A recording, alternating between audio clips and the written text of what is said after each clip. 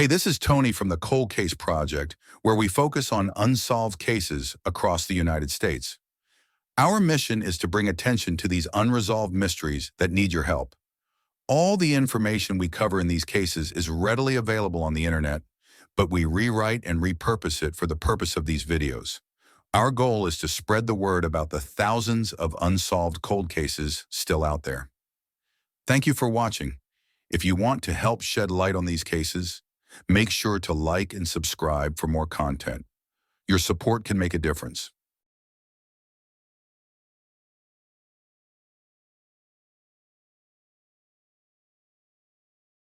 Bianca Noel Piper was a 13-year-old girl living in Foley, Missouri, with her mother, Shannon Tanner.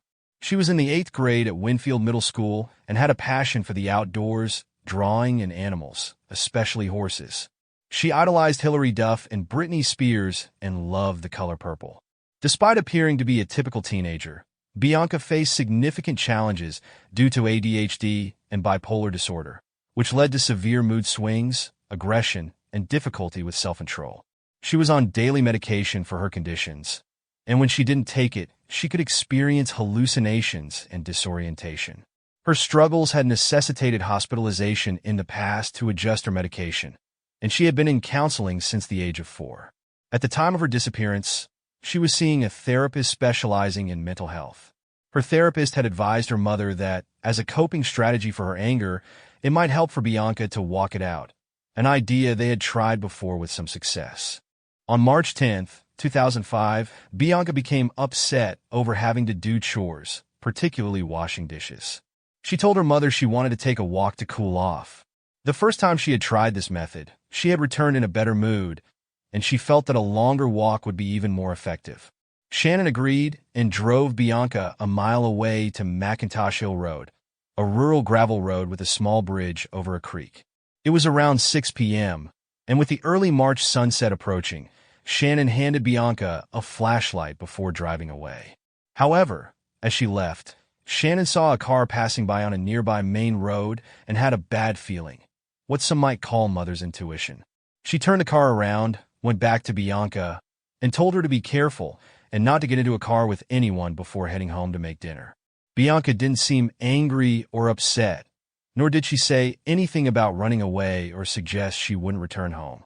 Shannon expected her to be back in about 15 minutes, but when Bianca hadn't arrived by 6:40 p.m., Shannon got in her car and drove the route Bianca would have taken home, assuming she might just be taking her time.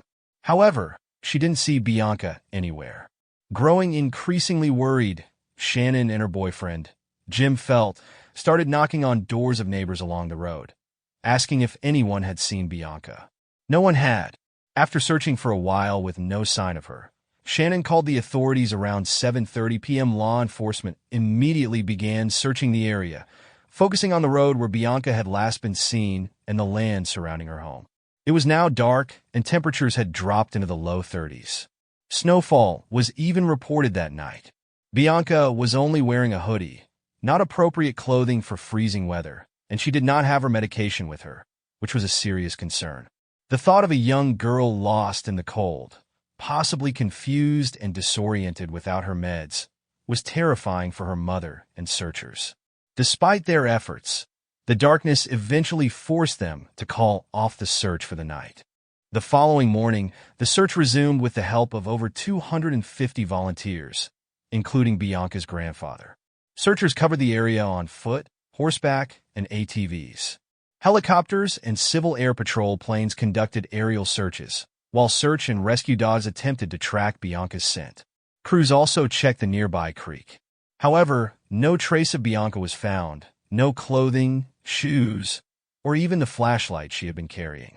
Strangely, 2 meth labs were uncovered during the search, but authorities found no evidence linking them to Bianca's disappearance. Reports surfaced online that tracking dogs picked up Bianca's scent about 150 yards down McIntosh Hill Road before losing it, but this information was unverified and lacked an official source. Bianca's family was questioned thoroughly, including her father, David Piper, who lived in Fredericktown, Missouri. Shannon and other family members took polygraph tests and were eventually ruled out as suspects.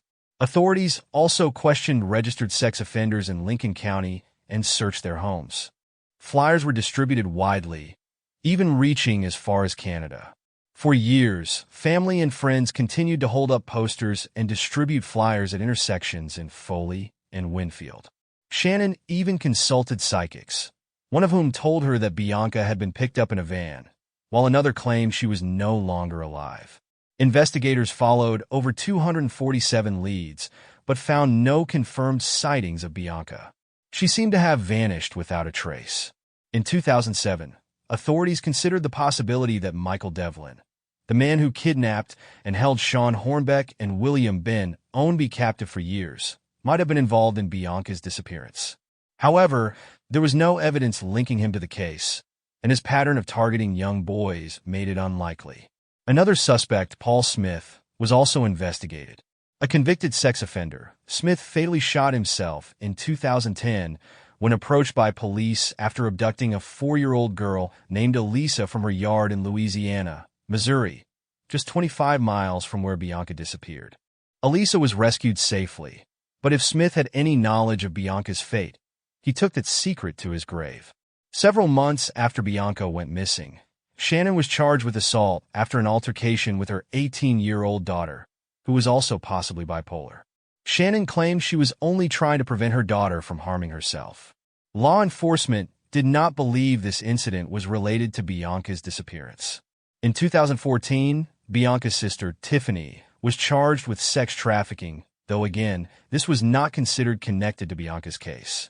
Tragically, Bianca's father, David Piper, passed away from a heart attack 4 years after she went missing.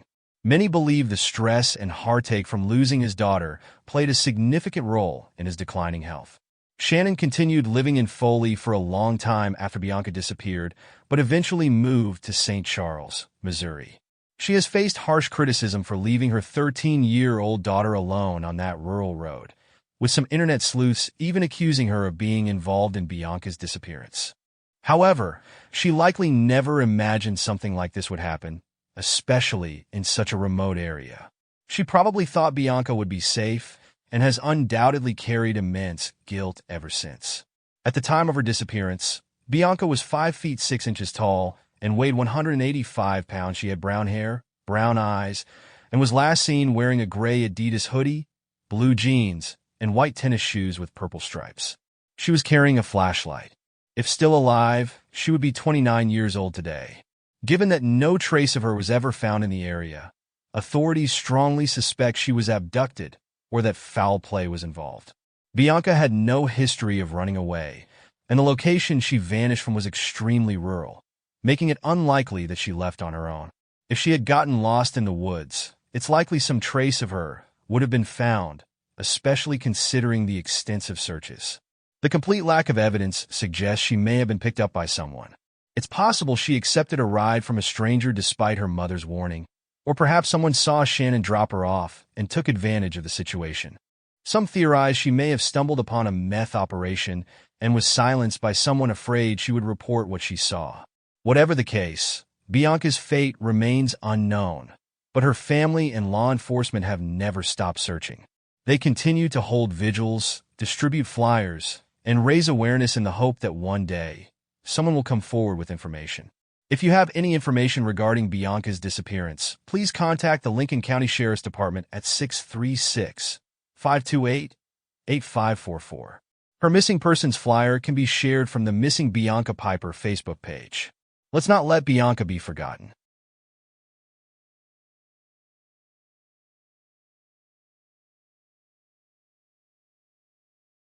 Renee Pernice was last seen between 9 o'clock and 10 a.m. on January 2, 2009, at her home in the 1100 block of Northwest 66th Terrace in Kansas City, Missouri. She has never been heard from again. 3 days after her disappearance, her cellular phone was discovered by a pedestrian near 6th Street and Gladstone Boulevard in northeast Kansas City, approximately 12 miles from her home. The area had no known connection to Renee, and a subsequent search yielded no further clues. At the time of her disappearance, Renee left behind 2 young sons and a stepdaughter. She worked as a nurse's instructor for the St. Luke's hospital system, and it was uncharacteristic of her to leave without warning. She took only her wallet and cellular phone, leaving behind all of her other belongings. Her husband of 10 years, Sean Pernis, was the last person known to have seen her. Sean, a firefighter with the Independence, Missouri Fire Department, had recently returned from Iraq, where he served as a medic with the United States Army. He was supposed to report to the Missouri National Guard for a 2-week training session on the same day Renee vanished. When questioned, Sean stated he had been asleep in the basement when Renee left the house and claimed he didn't remember much about it. Renee and Sean had a troubled relationship, and although Renee filed for divorce in 2005, she voluntarily withdrew the filing 2 years later. Their marriage became strained again after Sean's return from Iraq, and the couple had decided to separate. Renee had bought the family home before the marriage, and Sean was scheduled to move out after completing his National Guard session. Police searched the Pernis home on January 10th and removed multiple guns, ammunition, and possible blood evidence. Investigators noticed that the garage floor had been acid-etched and recently mopped, despite the rest of the house being messy. Additionally, Sean provided conflicting information about when he last saw Renee, initially stating it was January 1st, then changing it to January 2nd. On the morning of January 3rd, Sean used his electronic key card to enter the Independence Fire Department's Hazardous Materials Station, Station 5, even though he was assigned to Station 7. Investigators found this suspicious, as Station 5 contained multiple cleaning supplies and solvents. Shortly after Renee's disappearance, Sean was seen kissing another woman at a casino, and he also created profiles on dating websites, listing himself as single. Police also discovered that Sean had been previously questioned in the 1999 disappearance of Star Boomer, who was last seen at a Kansas City bar. Authorities believe Boomer was beaten to death inside the bar, and 2 men were charged with second-degree murder. However, the charges were dropped when witnesses refused to cooperate. Sean was one of the bar patrons that night, but was not considered a suspect. In the investigation into Renee's disappearance, authorities reported that a white extended cab pickup truck was seen near Gladstone Boulevard and St. John Avenue, the area where Renee's phone was found, on the morning of January 2nd. A witness later identified as Kelly A. Sharp was believed to have a possible connection to the truck. Sean admitted to police that he had an affair with Sharp in late December 2008. Sharp cooperated with investigators, but denied knowing Renee's whereabouts and was not considered a suspect. By February 2009, police publicly stated that they were certain Renee was deceased. Meanwhile, Sean began facing unrelated legal troubles. He was arrested 3 times over the following months. First in late January for felony theft after allegedly stealing a neighbor's gun. Then in July for disturbing the peace in a late-night argument with a different neighbor, and later that month for witness tampering and endangering the welfare of a child after another confrontation with the same neighbor, during which he allegedly threatened a witness in the gun case. As the case against Sean built, Renee's mother and stepfather filed for custody of her sons in March 2009, arguing that Sean was an unfit parent. The boys went to live with their grandparents in July 2009, and in January 2010, Sean signed over full custody, though he continued to have visitations with them. Finally, in May 2010, Sean was charged with first-degree murder in Renee's case. In February 2012, he pleaded guilty to voluntary manslaughter, admitting that he killed Renee unintentionally during an argument. Authorities believe Sean placed Renee's body in a trash bag and discarded it in a dumpster, which was then taken to the Shawnee landfill. Due to the extensive waste disposal process, Renee's remains were never recovered. Sean was sentenced to the maximum term of 15 years in prison for the crime. Renee Pernis's case remains a tragic example of domestic violence and deception. Despite Sean's conviction, Renee's body has never been found, leaving her loved ones without complete closure.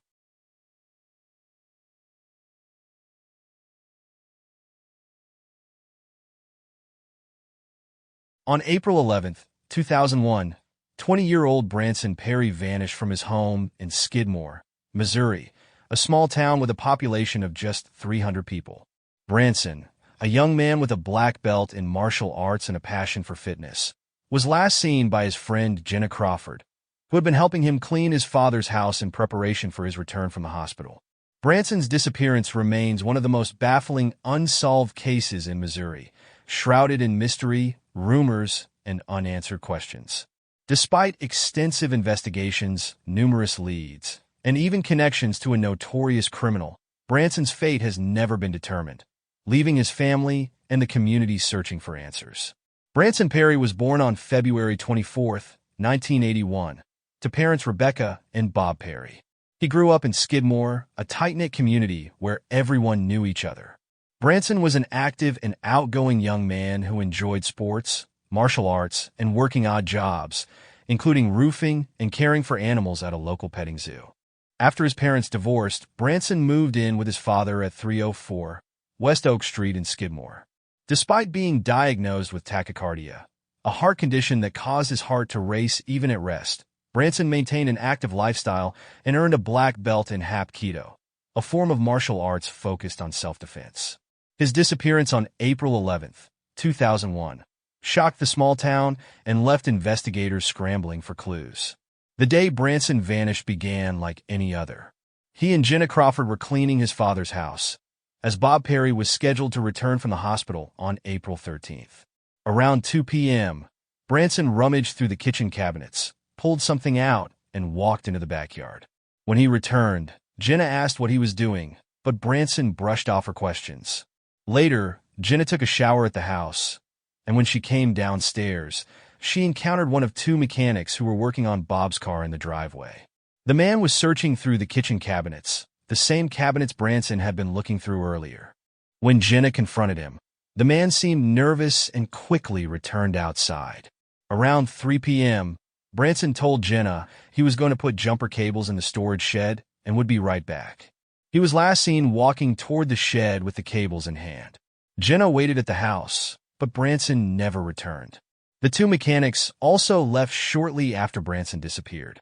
The next day, Branson's grandmother, Joanne, grew concerned when he failed to visit his father at the hospital, as he did every night. She went to the house and found the doors unlocked, the radio still on, and all of Branson's personal belongings, including his wallet and car keys, still inside. His car was parked in the driveway, but there was no sign of Branson. Joanne contacted Branson's mother, Rebecca, and together they filed a missing persons report on April 16th. Investigators immediately focused on the storage shed, where Branson had said he was going to put the jumper cables. Initially, the cables were missing, but 2 weeks later, they mysteriously reappeared, hanging on the shed door. This bizarre detail suggested that someone with knowledge of Branson's disappearance had returned to the property, but no fingerprints or DNA were found on the cables.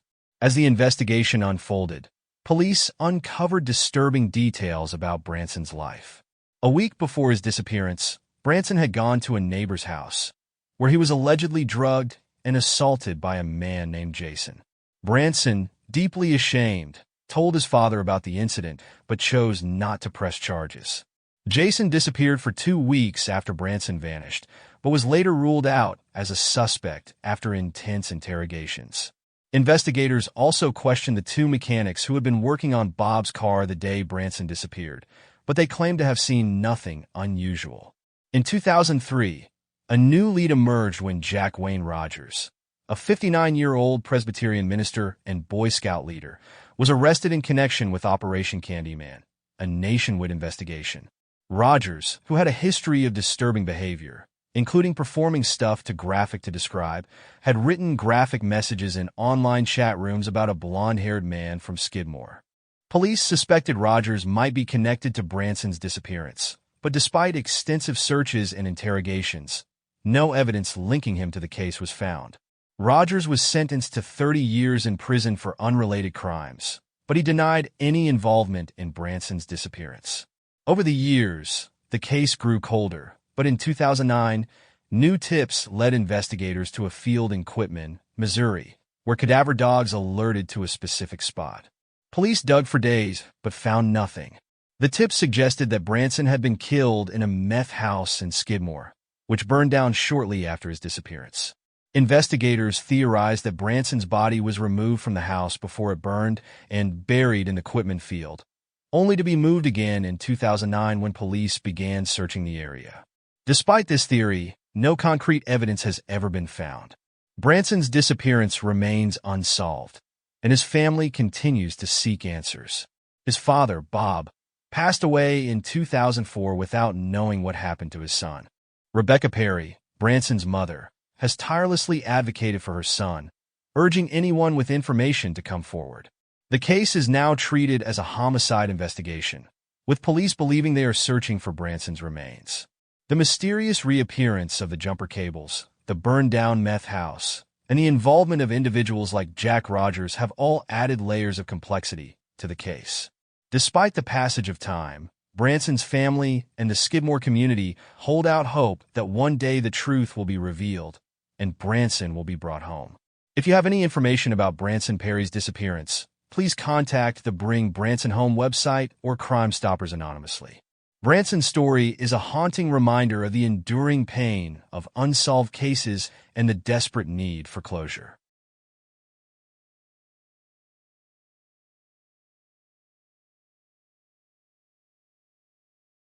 Gary McCullough was last seen in Cassville, Missouri, on May 11, 1999. He reportedly left in his unlicensed flatbed pickup truck, allegedly heading to Diamond, Missouri, to purchase a fighting rooster from a Mexican seller. However, he never arrived at his destination and was never seen or heard from again. Just 3 days later, on May 14th, his abandoned truck was discovered on a dead-end road in Pulaski Field, Missouri, with no sign of him nearby. At the time of his disappearance, Gary was married to Sandra McCullough, who had previously been married to his brother, Albert. Sandra would later change her last name to Klemp after marrying yet another man. Gary and Sandra lived together on a farm where they raised cattle and horses, and Gary also worked at a chicken processing plant. Despite the outward appearance of a functioning marriage, things between them were deeply strained. In the weeks leading up to his disappearance, Gary confided in his work supervisor that he wanted a divorce and was planning to leave Sandra. He also mentioned that she had forged checks in his name, leading to his arrest. Quietly, he had begun moving his belongings out of their home and into the residence of some friends. Just 11 days before he vanished, on April 30th, 1999, Sandra allegedly attempted to shoot Gary. Although he did not report the incident to the police, he did disclose it to a friend. When Gary eventually did go missing, Sandra did not report it right away, waiting a full 2 days before contacting the authorities, and only after 2 sheriff's deputies arrived at her home on an unrelated matter. Once the investigation began, Sandra refused to cooperate with law enforcement, raising further suspicions. She insisted that her marriage to Gary had been a happy one, contradicting his previous statements about their marital discord. However, she was actively involved in an extramarital affair with Christopher Klemp at the time of Gary's disappearance, an affair that Christopher himself later admitted to the police. Gary had allegedly been aware of Sandra's infidelity.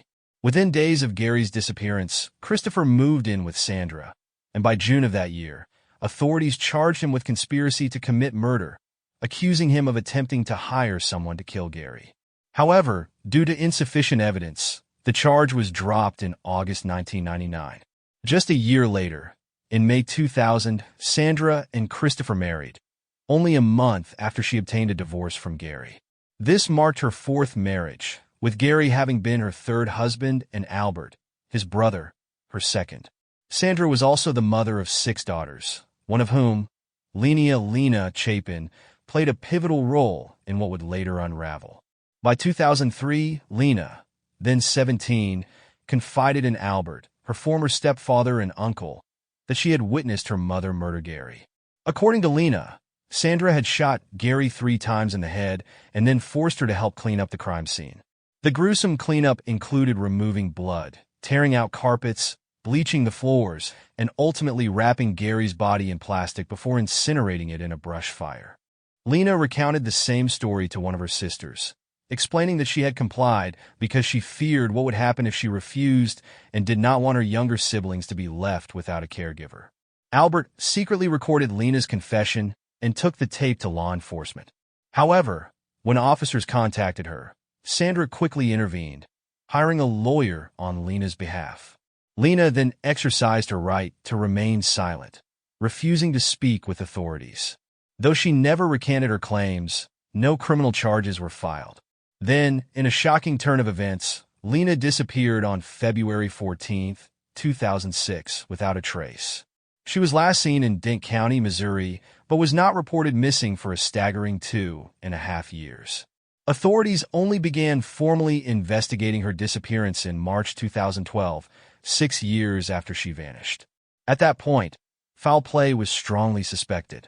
Gary was declared legally dead in 2005, and in 2012, his 2 daughters filed a wrongful death lawsuit against Sandra, Christopher, and others, including Christopher's former wife, Jennifer Lee Bradenclimp.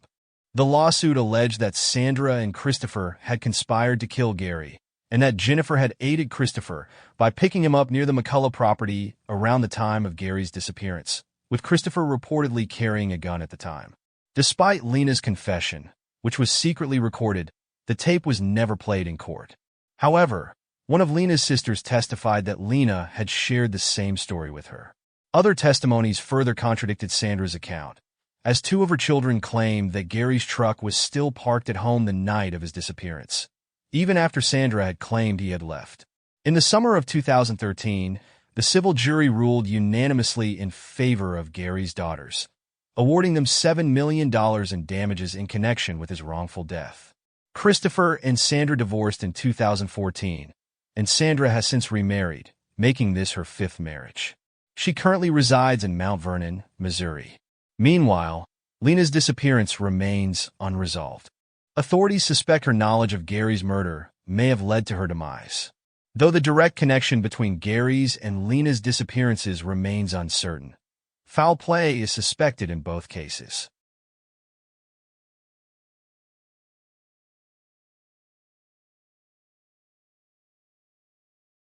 Cindy Mulligan was last seen on February 26, 2020, in Lebanon, Missouri, when she made a distressing phone call to friends, telling them she needed help and asking them to let her daughter know she loved her. At the time of her disappearance, Mulligan was living in a camper on a 2.5-acre property in Logan County, Oklahoma, known as the Bully Farm. The location had a notorious reputation and was linked to criminal activity. After her alarming phone call, one of her friends attempted to visit her at the Bully Farm, but as they approached, they were scared away by the sound of gunshots. Just 2 weeks before she vanished, Mulligan had been caught in possession of 2 pounds of methamphetamine during a traffic stop, but strangely, she was not arrested. This led to suspicion among the people she associated with, who believed she may have been cooperating with law enforcement. A witness named Josh Ryan, a known drug courier, later came forward with information, stating that Michael Patrick Bulldog Smith, a convicted murderer serving time in Oklahoma, had ordered Mulligan's execution because he suspected her of being an informant. According to Ryan, he was at Mulligan's camper when Michael questioned her over the phone while she was zip-tied inside the bedroom. During this call, Michael confronted her about why she had not been arrested after being caught with the drugs. Also present in the camper was Michael's enforcer, Daniel Lee Lusk Sr., a man who was feared for carrying out violent orders. Ryan stated that Michael then gave Lusk the command to kill Mulligan. Ryan admitted that while he was told to leave before the actual shooting occurred, he knew that Lusk had shot Mulligan multiple times. After the murder, Mulligan's body was reportedly burned, and her car was sold to cover up the crime. Authorities later uncovered forensic evidence that supports parts of Ryan's account. When investigators searched the Bully Farm, they found bullet holes in the bedroom of Mulligan's former camper and zip ties in the closet, consistent with Ryan's story that she had been restrained before being murdered.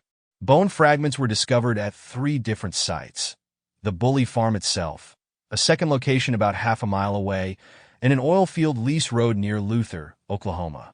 Investigators are still working to identify the remains, but it is widely suspected that at least some of them belong to Mulligan.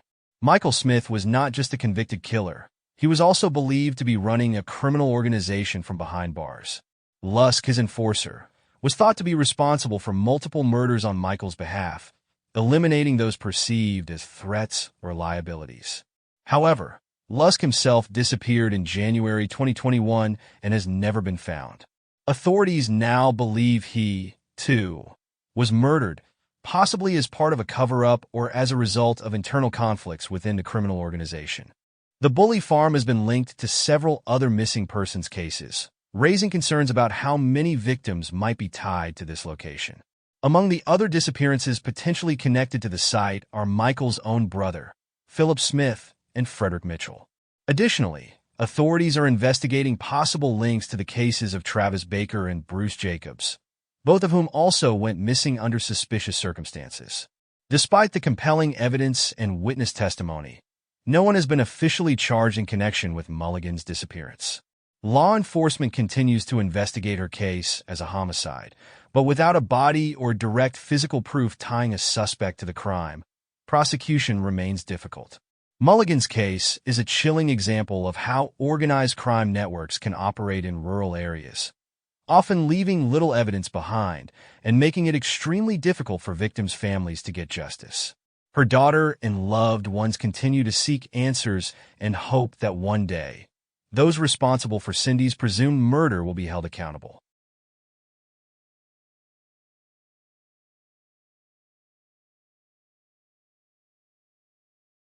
On August 11, 1992, Tracy Pickett left her Joplin, Missouri home to spend the night with a female friend in the 800 block of Doherty Avenue in Webb City, Missouri.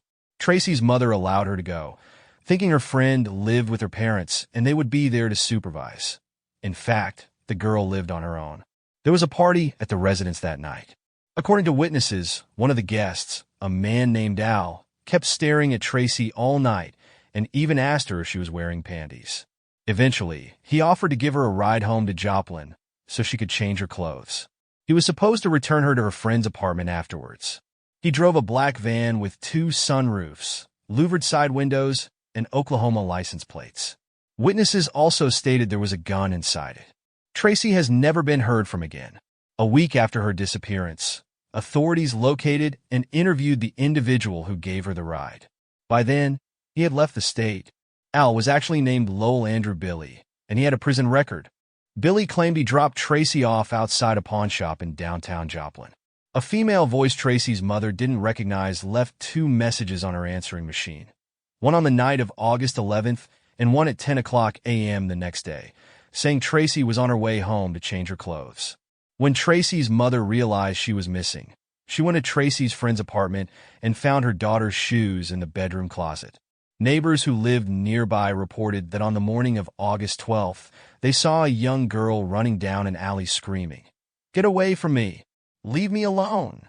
At about noon that same day, a witness reported seeing Billy cleaning out a van near Carthage, Missouri. The van matched the description of Billy's vehicle, but police were unable to verify that the van the witness saw was in fact his. A year after Tracy's disappearance, Billy was charged with kidnapping, rape, and forcible sodomy in Oklahoma. He eventually pleaded no contest and was sentenced to 7 years in prison.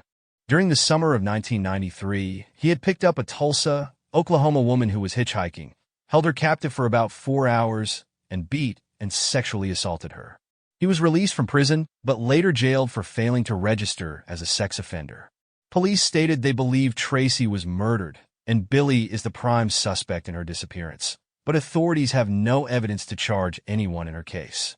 Authorities attempted to drain an old mining pit in the area in 2005, thinking Tracy's body might be in it, but they were unable to drain it completely and called off the search without finding anything. Tracy's father is now deceased, but her mother is still alive and hopes she will be found. Her case remains unsolved. Joplin police are investigating,